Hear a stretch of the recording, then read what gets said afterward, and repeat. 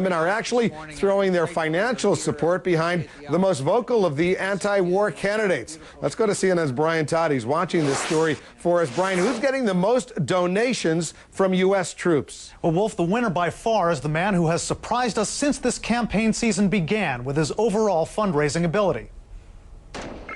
If you're basing your vote on a candidate's position on Iraq, Ron Paul and Barack Obama won't leave you confused on where they stand. It's unconstitutional. It's an undeclared war. The war in Iraq was unwise.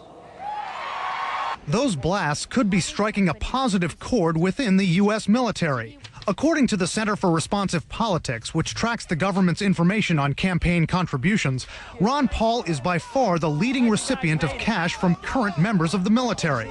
Among those who gave more than $200, the group says, Paul brought in more than $210,000 last year. Fellow war opponent Obama is far behind, but places second with more than $94,000. John McCain and Hillary Clinton are an even more distant third and fourth. For the military to be making such a bold statement, at least among the group that is contributing, does say something about their feelings about the candidates and about the war. Observers say military donors, like all contributors, make up only a small percentage of voters. And according to our Republican exit polls from the primaries, cash doesn't always translate into votes. McCain is still the leading vote getter among Republican voters who say they've served in the military. Ron Paul barely registers. Rick Weidman is with Vietnam Veterans of America, a nonpartisan group that helps active duty and retired military members.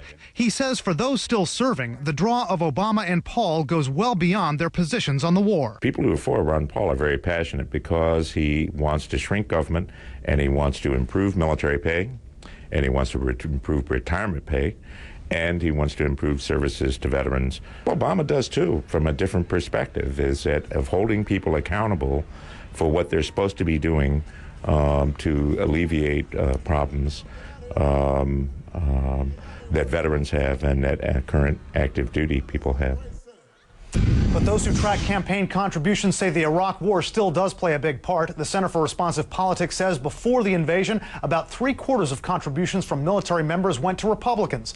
Since 2003, they say that figure's dropped to about 60%. Wolf?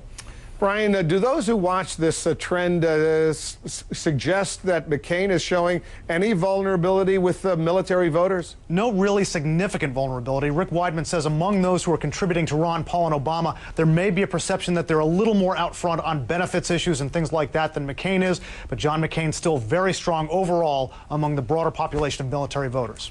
Brian Todd, thank you. Barack Obama has some new union backing that could swing voters his way in some of the upcoming primaries and caucuses. The Service Employees International Union,